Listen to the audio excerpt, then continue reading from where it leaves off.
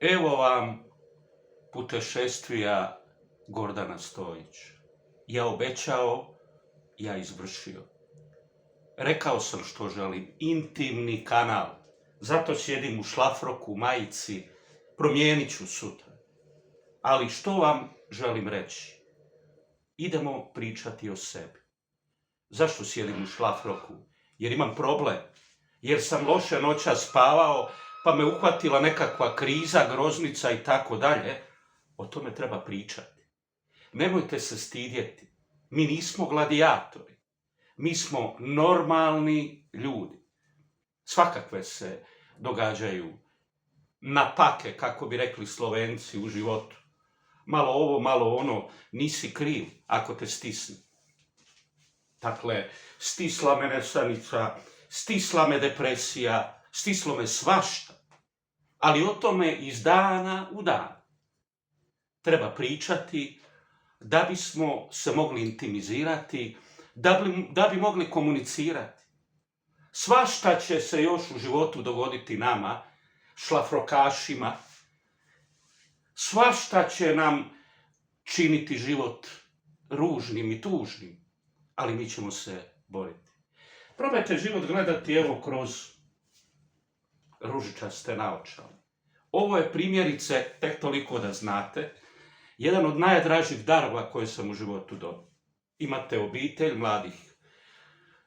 mladu obitelj sa dvije curice, curice znate kakve su, da vole ružičasto i tako dalje, i curicama dojadilo, Pretty Flamingo, znate da su to prekrasne životinje, znate čak i da ima onaj svjetski hit Manfred Manna, Pretty Flamingo. I tako, umjesto curica, ja dobih Pretty Flaminga kao dar, zapakirani dar, ajme majko, kažem, divota. Znači, uvijek ima ljudi koji će pomoći. Čitam tu, evo sad ovih dana, Ivan Ergić, on je podrijetlom iz Hrvatske, otišli su u Srbiju za vrijeme rata, napravio je izvrsnu karijeru nogometaša, igrao je za Juventus, Basel. U 30. se umirovio nakon što je 3 mjeseca završio na psihijatrijskom odjelu jer je obolio od depresije. Dame i gospodo, na sve strane oko nas su ljudi koji boluju od depresije. Naravno, neki su više bolesni, neki manje.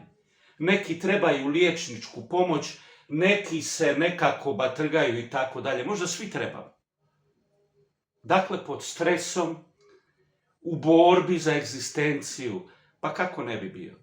Pa kako ne bi bio? Ali vam zato kažem, ne libite se na mom kanalu pričati o sebi. To nije sramota. Jednako kao što te možda boli kralježnica, jednako možda što imaš, nekih srčanih tegoba, pa tako i boluješ od depresije. Jel tako? Zato kažem, gledajte vidite ovako, kroz ružičaste naočale gledajte i nemojte se libiti i stidjeti i glumiti gladijatore. Jer će vas to koštati. Ja vas mogu samo pozvati, jer ovo je prvi video koji snimam, pa evo ovako malo ga snimam dom. Počet ću ja izlaziti van, počet ću vam pokazivati svijet koji nije idealan, koji je vrlo često lažan, koji od nas traži da budemo ono što nismo. Dakle, dame i gospodo, vi koji ste do sad gledali politički kanal i koji ćete ga gledati i dalje, malo pogledajte jedan intimni kanal, nađite model, vi ste mlađi, kako ćemo komunicirati, javljajte se. Pričajte svoje priče, nema stida, nema razloga za stid.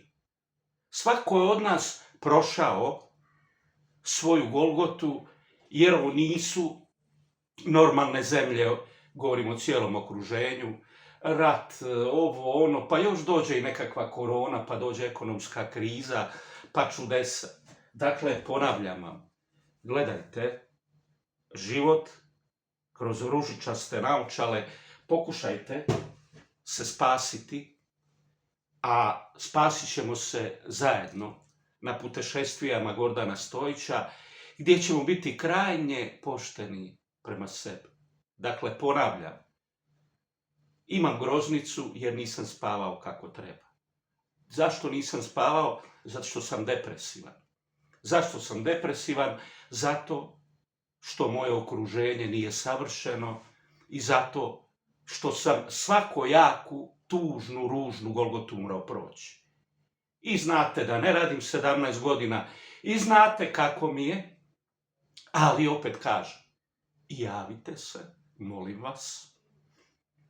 Gledajte putešestvije Gordana Stojića, baš kao i politički kanal YouTube Gordana Stojića.